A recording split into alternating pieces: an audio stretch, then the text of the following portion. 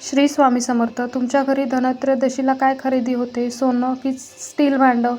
धनत्रयोदशी म्हणजे दिवाळीचा पहिला दिवस आणि धनाची देवी लक्ष्मीचं आगमन. या दिवशी भगवान धन्वंतरीचा जन्म झाला, म्हणून आरोग्य आणि संपत्ती दोन्हीचं पूजन केलं जातं.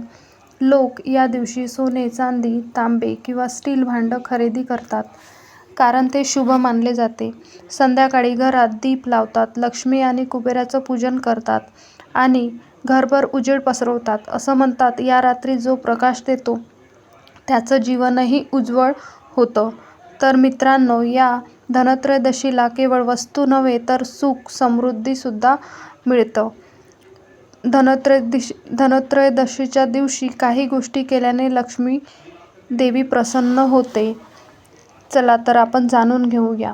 काय करावं या दिवशी? घर स्वच्छ ठेवा, कारण स्वच्छतेतच लक्ष्मीचं वासस्थान असतं. संध्याकाळी दीप लावा आणि लक्ष्मी कुबेर पूजन करा. सोने, चांदी, भांडी किंवा धातूची वस्तू खरेदी करा. शुभ मानलं जातं. धन्वंतरी देवाचं पूजन करून आरोग्याची प्रार्थना करा. या दिवशी काय करू नये?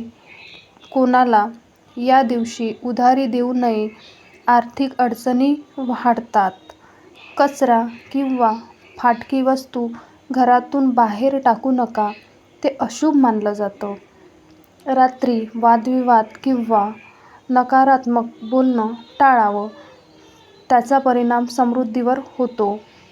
तर मित्रांनो, धनत्रयोदशी फक्त खरेदीचा दिवस नाही, तर समृद्धीचा आणि सकारात्मकतेचा उत्सव आहे. योग्य गोष्टी करा आणि लक्ष्मीचं उज्ज्वल मनाने स्वागत करा.